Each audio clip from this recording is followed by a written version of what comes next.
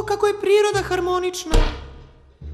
I baš danas da mi to napraviš, kad nisam poneo crevo za ispiranje želuca, te vodam ovde po lekarima.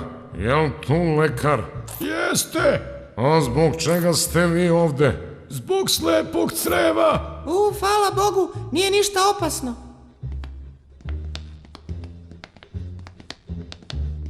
O, dobro je da ste stigli. Neka pacijent legne pa da počnemo. Sada sam počela da čujem i radio talase. I gde si videla da se kokteli ušmrkavaju na nos? I to sa slamkom sa karburatora. Doktore, mi smo došli zbog... Koji je ovde lekar? Vi ili ja? Valjda je to moj posao da znam zašto ste vi ovde. Uzmite ovo da mi asistirate ako zatreba. Sa emisijom nastavljamo odmah posle reklama. Sestro, okastu 12-icu. Doktore, rekao sam vam 100 puta. Doktore, ali mi smo ovde zbog... Čoveče bre, ovo je operaciona sala. Pusti me da radim svoj posao.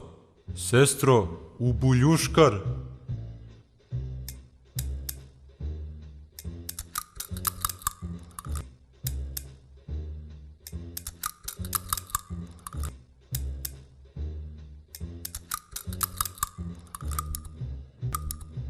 Losijom protiv senilnosti i opadanja kose utrljajte svojoj partnerki u tabane, a zatim...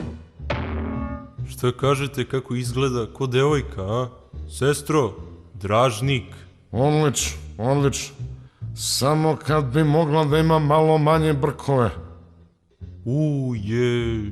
Žao mi je, njeno lice je bilo težak slučaj. Hvala vam, doktore.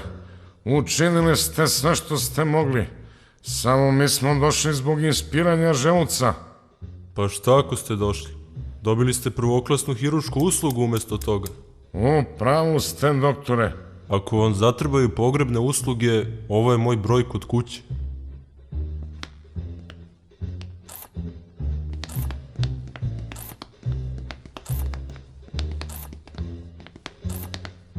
Došli smo po vašu pacijentkinju koja je spremna da svedoči protiv distributera Džudžubana viskija. Taman da identifikujete telo.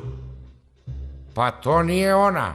Sestro, jel sam ti rekao da neće moći da je prepoznaju posle operacije? Prestanite da me zovete sestro, gospodine. O, pobogu, ovaj kasapin i njoj došao glave. Zaista neprijatno, ali imam nešto što će vam podići raspoloženje. O, Šolja, sad mi je stvarno bolje. Više ne brine što mi se ponavlja isti dan i što je ovaj operisao pacijenta namrtvo. A ko bi rekao da čoveku tako puno može da znači šolja od keramike? Ma nije bilo od keramike. Ali ajde, hvala. Već ponoć. Ko bi rekao da ćemo ovako da dočekamo novu godinu?